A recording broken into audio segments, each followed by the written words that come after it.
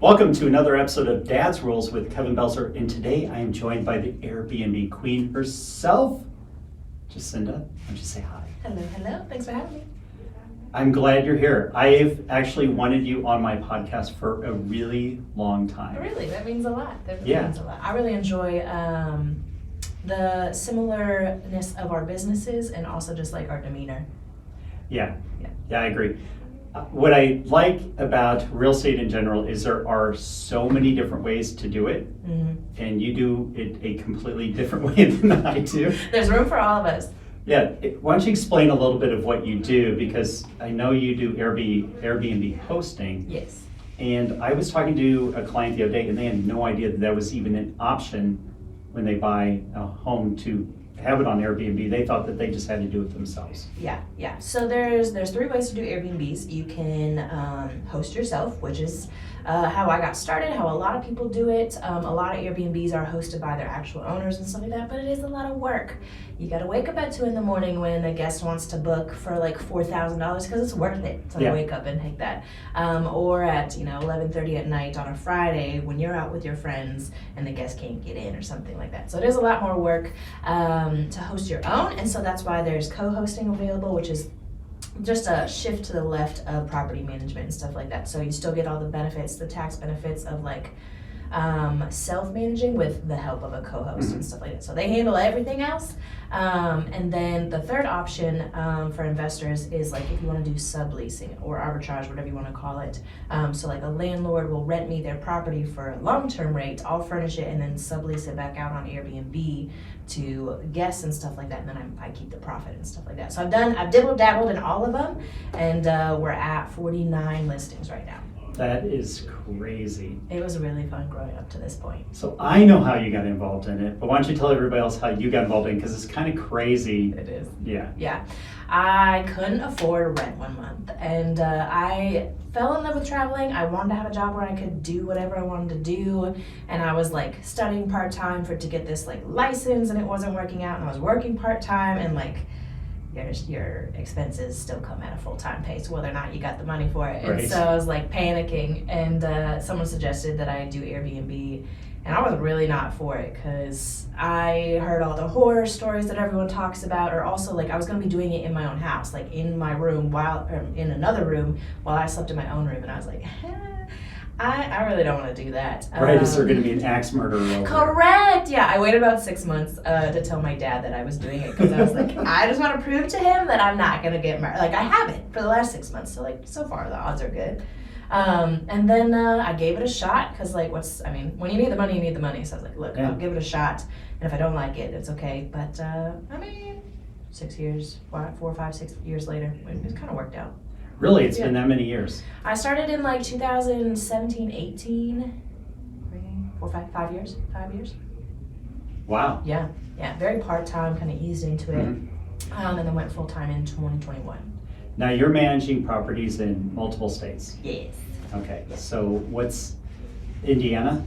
Yep, we got Indiana, Michigan, and then one out in Litchfield, Arizona here. We did have one on the way to Sedona out in Camp Verde, and then they had a few during the Super Bowl and stuff like that, but just as markets change, and obviously people wanted their house back after the Super Bowl, Right. stuff like that. Okay, so you can just do it part-time then? Too. Yeah, yep. Okay, cool. Yeah, it's been really fun to expand to this area. Like so many in Indiana are the midterm style, so like travel nurses, Right. insurance agents, like placements and stuff like that. So I really enjoy learning the vacation style out here and stuff like that, which is a lot more turnover, but also like the premium that you can charge allows you to do fun things like, if it's someone's anniversary, to buy them a gift for that, or like really add into the hospitality that like is Airbnb and stuff like that. That is so cool. I like it. And we are totally different from Indiana, because I don't know if you know this or not, but I used to live in Indiana. Really? I did not know that. 10 years. Where at? Valpo. Valpo. Yeah. Okay. I thought you were gonna say Gary for a second. No offense to everyone in Gary. For a short time, we did live in Portage, which Okay. is kind of like Gary Light. It's right next to it.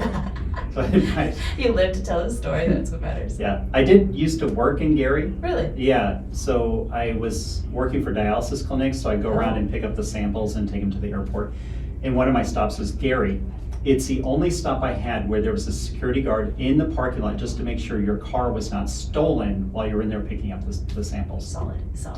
I stumbled upon, I'm originally from North Dakota, I stumbled upon Indiana when I worked there for a summer, and my friend and I had drove down to work there for that summer, and we were like, oh yeah, we'll drive through Chicago, and then we'll stop afterwards for gas, for food, Mm-hmm. and after Chicago is Gary. So we stopped in Gary for gas, food, all these little stretch your legs, and we had a serious conversation when we got back into the vehicle of like, I think we should go home. I think we should just go home. It's weird because Gary is not like the rest of the state. No, not at all. It's I mean, it's right across the border from Chicago. So. And I do think that they're getting better there. I think they're trying. Yeah, trying. I don't know how hard. I mean, Yeah. Trying like a D student or you know, what level? I mean, I showed Yeah. up to school occasionally. Okay, all right. But it's not, how much trying was I doing? Participation. Yeah, I don't know. When I was there, before we left, they were bringing in the casinos that were bringing on all the gambling money to improve the town. So what I can say is the roads got better. I don't know if the crime actually went down, but the roads were actually drivable. That's a step. That's a step up. Side question, real quick. Yeah. How many jobs have you had? 33. 33? Oh my gosh. Oh my gosh. Because I kind of get looked down on sometimes, and I'm like, oh yeah, I've had this, and this, and this, and this, and I think I've had close to like 11 jobs, and I'm only 26, so, and I've only been doing Airbnb solely for like the last 5 years. I don't think it's a bad thing. No. I think that we're different from even our parents' generations is that you got a job, your goal was to stay there forever, to excel in the company, grow up, become a manager, whatever, and then you get your pension, your 401k, whatever it is. Then you're good to go. And and you retire, you have weekends off, all that stuff, and I'm like, it kind of just doesn't work for me. No. I really appreciate that. It's what I need. Like, it sounds like, oh, she can't stick with anything, but really I just found out what I didn't like. Right. And it really, especially right now, like the biggest question in my business is like, what kind of lifestyle am I trying to build that my business can support and stuff like that. Like, what am I working towards? And I realized that I'm having such a hard time pinning it down because I would switch jobs every 2 years. I would figure out, all the ins and outs of it. I'd climb up as far as I could climb up, and then I realized, oh, this is what my life is gonna look like Monday through Friday for the rest of my life until I'm like 65. Yep. And I felt very trapped. And even though I get to pick what my days look like now, I also feel the same energy of feeling trapped and like, oh, every day I'm gonna sleep in till 7, and then I'm gonna go to the gym till this time, and then I'm gonna pet my dog, and I'm gonna go for a walk, and I'm gonna do some business. And even though I get to pick those things and I like those things, it still feels very trapping. And so I realized that I actually just have to build like freedom of finances and time, of flexibility, so that like, okay, every week, my goal is just like work 4 days so that you can have 3 days off, and you can flex those days wherever I want. I'm just like having freedom. Well, your busy days are probably Thursday, Friday, Saturday, Sunday. Correct, yeah. My parents are coming to visit in next weekend, and I'm like, okay, busy days, and I'm really excited to see them, and I want to be able to enjoy that time, but also it's just a flip with everyone else's schedule. Yeah, the real estate world can be a lot different, especially in yours, because yours is hospitality based, so you're going to be busier then. If you're on the real estate side where I am, where it's buyers and sellers, you can dictate it to an extent. Like, I don't work Sundays, ever. Good for you, Yeah. I only work Saturday if I have an appointment, and I take my week and I make it very front-loaded. Like Monday, Tuesday, like today's Thursday when we're recording, and I don't have anything scheduled today. So that's kind of how I do things. I like that. Yep. To get back to all the jobs you've had, and all the jobs I've had, I don't think it's a bad thing, because I think that we should not think that we're going to walk into our first job and that's just going to be it. I think that's... Well, that's what they expect us out of high school. Of like, oh yeah, go commit to something for the rest of your life, and also probably spend like close to like $60,000 on it. Oh, no doubt. It's like we're paying for our son's college, and it's going to be, with housing, everything, like $80-some thousand. Because I refuse to leave him with that debt. I love that. But, I respect that. But the thing is that he says that's going to be his career forever. And I look at it and go, yeah, right. Is it really likely? Because there's so many people that, I know people that have law degrees, doctorates, all kinds of stuff, and they're not in those fields. They're not even close to being in those fields. I talked to a friend and she has a degree in healthcare something other. And this was her word. She's like, I'm a wine fairy. I'm a wine rep. Like I have a healthcare degree and I'm a wine fairy. I love it. I'm so happy for you. Yeah, so it's like I did a bunch of things because one, I wanted to know how things worked, which now you can just watch a documentary and they'll tell you how it works. You don't have to actually do it. Mm-hmm. But I was very hands-on. Yeah. So I did everything from cookie factory to distribution centers to UPS. Yep, I did. To pizza delivery, dialysis clinics. I mean, you look at it and you go, all this stuff is weird. I did a job where we were doing piping for drainage ditches. Really? That was in Indiana. Gosh, what else? I built tractor trailers. Yep. In Indiana? Uh-huh. In It was south of Maderryville. I can't remember the name of the company. Yeah. I hated it. Yes. I did 2.5 days. I left at lunch. I'm out. I was sitting in my truck. I actually wrote about it in my book, but I was sitting in my truck going, I hate this. Yeah. This is absolutely awful. And the little voice in my head's like, well, why don't you leave? And I'm like, can I do that? I'm like, yeah, I'm sitting in my truck. All I have to do is turn the key It's that simple. and drive out. And I'm like, all right, I'm out. I didn't tell anybody. I just left. 2.5 days. I worked for UPS for 3 days, and I was like, thank you so much for your time. I'm good. I actually liked working for UPS for a while. It was one of 2 jobs I had at the same time. What I liked is I got really in shape. Yes. Because I was loading trucks. Yes, that's what I was doing too, but I didn't like that it was so crunched that I couldn't lift properly, and at the time I had like a back injury. Oh yeah, you're definitely set up to have injuries down the line if you work there. Yeah. I don't see how you're not. They're like, we're very about ergonomics and safety, and I'm like, I have 50 packages falling on my feet right now. And I have something coming down the line that says heavy on it and no one to help me. So yeah. And a deadline of when this truck needs to Yes, leave. you care. Yeah. Yeah, I don't buy that for a minute. Words and actions. Exactly. So what are you planning to do moving forward? Yeah, so I have, with our coaching program that we're both in, I've really focused in on who my ideal client type is and stuff like that, really figuring that out. And so I do really well with investors that either have a different property management company or co-host or something like that, or they're doing their own, and they're realizing that maybe all their needs aren't getting met and stuff like that. So the problem with like big time vacation property management companies or co-hosts is they farm out their guest communication to overseas. They, don't really dot their I's and cross their T's when it comes to making sure the property's taken care of and stuff like that. Right. And I'm still small enough that like I'm the one that's answering the phones, and that's been really beneficial. Of like things are not always going to go perfectly with Airbnbs, Right. but if I can be there for the guest and like the way that I interact with them, I've gotten a lot of really great compliments and still really great reviews when things go really wrong with the Airbnbs. And so Well, people just want to be heard. Exactly. If the door lock is not working, Which, by the way, it does work. You just don't know how to operate it. read the instructions and watch the YouTube tutorial. I think this is so funny, as you told me this before, that you send a tutorial video to them and they still don't watch it. Yes, and damn near a whole essay, like description of it too. And they're like, oh yeah, I or one guy, he was like, what's the address at like 11:30 at night? And I was like, bro, I sent you a 6-page, not really, but like I sent you this whole dang thing. And he said, oh yeah, I don't have the app on my phone. And I was like, how'd you find that? Like, what? Okay, you just left home free today. I love that for you, but I'm gonna need you to download that again. But Yeah. what was the question I lost? The direction you're going to next. Yes.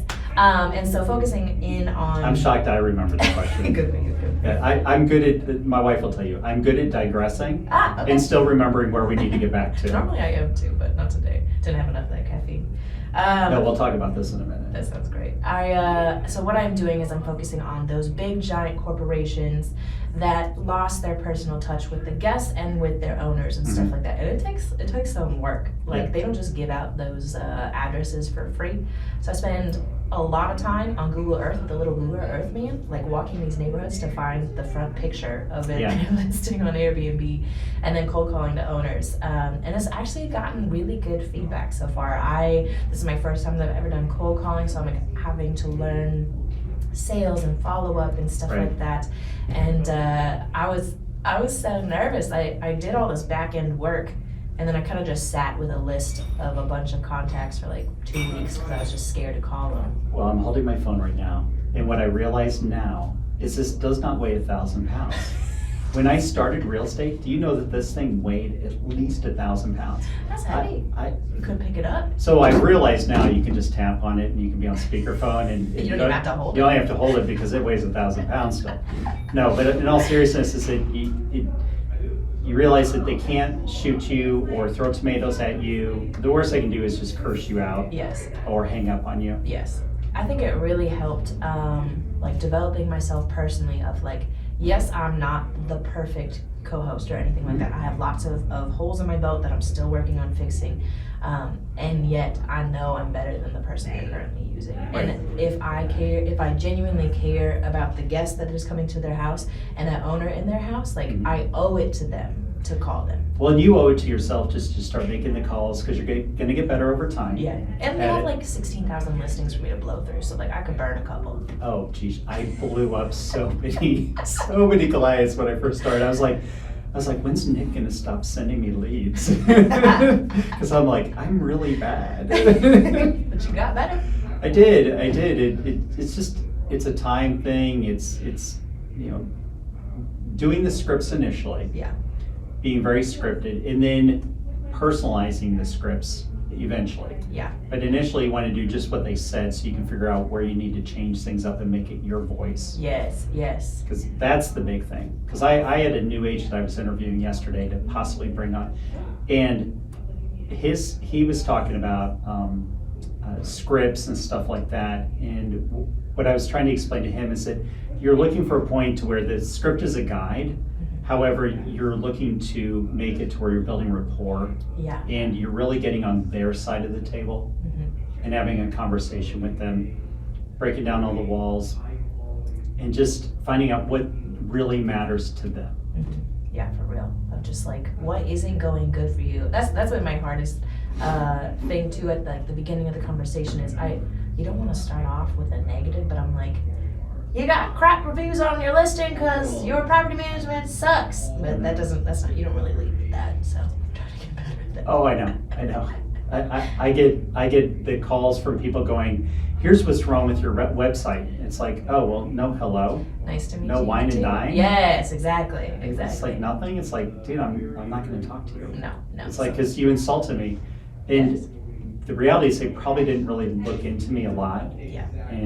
Or they could be looking at an old website that I don't even use anymore, kind of thing. You gotta get up to date on it. Yeah. Well, it's like my current website is great. So it's like, if you want to come insult me on it, it's like, yeah, you're not getting my business. No. Because then I don't know. A lot of the insulting stuff doesn't work. But if you come in and go, hey, I saw this, but what if we did this? You're doing this, and this, what we're like, same with the Airbnbs. I'm like, you have the most beautiful property in your area. Yep. You should be getting 5-star reviews. You should have this much like occupancy every month. Like, I know we could get you there. Oh yeah, with some of these properties here in Arizona, like I was at a Paradise Valley one here recently. They had theirs on Verbo before. Oh, nice, very nice. And their views from the backyard, looking at Mummy Mountain and stuff, and you're like, oh, this is phenomenal. Yeah. So yeah, I would expect that somebody should love it just based on the views, the yard, everything else. As long as it's clean and you have, amenities like that, like you want to stay at a place. And a lock that they can supposedly open. I mean, I'll send someone out there. If you pay me enough, I'll send someone out there. Okay. I've learned to like program enough fail safes. Like I can remotely unlock it from my phone. We have like, our normal everyday codes programmed in there in case the new one doesn't program. We have a lockbox, If I can befriend the neighbors, I try to, so I can be like, can you just go over there and let this person in? Well, that was probably learned by you over time. Because there is so many times that I had to crawl out of bed at 11:30 to go let someone in because they couldn't figure it out. Why is everybody showing up at 11 p.m.? I know. If I'm trying to find a new place in a new city that I've never been, I'm going to really try hard to find it in the daylight. It looks better. I can find it and like. Well, even if I was going to go out to eat, I'd at least dump all my stuff off somewhere. Yeah. First, I don't get that checking in at 11. I'm one of those, can I get early check-in? Yes, which also, really side note to any Airbnb host right now, like, we are supposed to be alternatives to hotels, so like hotels charge extra for that stuff. So like, don't do that so that we can be the benefit to actually staying in a hotel. Well, because if I got in early, what the hell am I gonna do? Correct, yeah, and even if you were gonna go out to eat or something like that, like, okay, yeah, our cleaners between 11 and 4, they're cleaning the property, so like, we don't have the space ready for you to come in and chill, but feel free to drop off your stuff, figure out where the place is in the first place, learn how to unlock the door, go out to eat. By that time, you'll be done. Well, if you flew in from New York or something, you've been on a plane for 4 hours. Yes. You probably want to freshen up before you go out. Yes. Even if, the cleaners are still there or something like that, I think it proves to our guests, like, oh, they're in here. They're doing a good job. They're not cutting corners to get me in here faster. They're still cleaning it properly. So I will get your information and have it in the show notes so that people can reach out to you if they need a host, because actually I ran into a few more people this week. I've sent people to you. Yes. I'm very incognito how I do it because I don't tell anybody when I send them people. That means a lot. Yeah, I just don't say anything. But I did meet some more people this week that were looking into it as well. And I said, honestly, you should just hire a host. They're like, well, I have to pay for that. And I'm like, yeah, but you don't get the calls at 11 at night.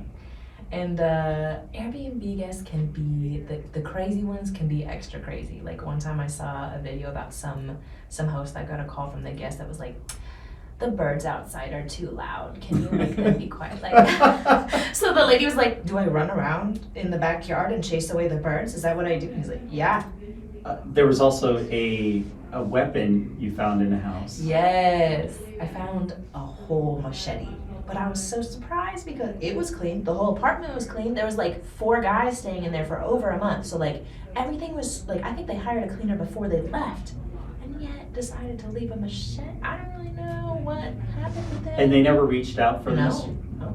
Okay, well, it was probably wiped clean from whatever it was being used for. We gave it to one of our contractors, so it's his problem now. They catch it. That is too funny. All right, so you dropped me off a energy drink that I've actually never heard of. So I am going to live test this on the air. What is this, Alani New? Alani New, yeah, I really like them a lot. I super love Ghost, but Ghost is like a little bit more caffeine, and so I have 2 a day. Oh no, I'm so sorry. Clearly shook it up for you. Well, luckily I have lots of shirts that I brought with me today, so I'll be able to change. We were really about the live action today. I told you I'd open it up live on the air, and whatever happens, happens, and apparently it's gonna look like I peed my pants. Glad I could contribute to the podcast today. Oh, that is good. Yeah, I like it. I like a carbonation. That's pretty hefty. Yeah, it's like a strawberry. Hawaiian ice. It says Hawaiian shaved ice, but it's like strawberry. I taste strawberry. Nice. I'm not sure what else. They have a lot of different flavors, and whatever they are, most of the time I like. I'm not really into it, like an orange sickle one, but I like those. I can have 2 a day and not have a heart attack, and most of the time it's pretty good. Yeah. What's your go-to? Usually Bang. Yeah.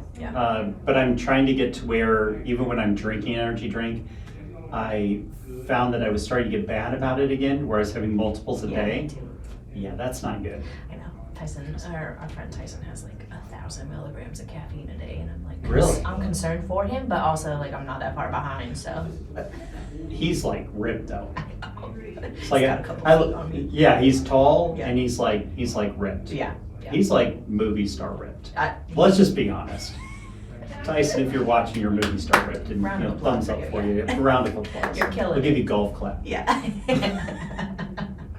We are concerned for your health though, and your caffeine intake. Yeah, we would love like you to stay Yeah. around just a little bit longer. Yeah. Yeah. Yeah. So maybe like bring it down to like 500 milligrams or something. That is a lot of caffeine. I mean, he's got what, 3-4 kids? I get it. Okay, well, How yeah, many- Yeah. he's got children. I have a dog, and I have 2 a day, 400 milligrams. So. Imagine if he had multiple dogs. Yeah. Good times. All right, well, that sounds like a good spot to wrap it up. I definitely want to have you back on because we didn't even brush the surface. There's a lot that we both do. There's a lot to Jacinda the Airbnb Queen we haven't even touched on. So, if you guys enjoyed the show, like, comment, review, share. It all helps the show grow. And hit the swag shop on the way out, and you get one of these very ridiculous trucker hats that I have here that just, have you seen this? It looks, look what it did to me. That is interesting. That's supposed to be you? Yeah, apparently it will only do so many colors when it digitizes, and it goes, hey, what do you think of this? And I'm like, it's so bad, I'm gonna keep it. It's a limited edition. Yeah, well, you know, trucker cats, wow, you mentioned being a trucker and you have a cat. Anyway, I digress. I think they do. Trucker hats are usually kind of obnoxious anyway, so maybe that'll just fit right in. I like it. All right, dadsruleswag.com for that. And until next time, go out and be the kick-ass adult I know you all can be.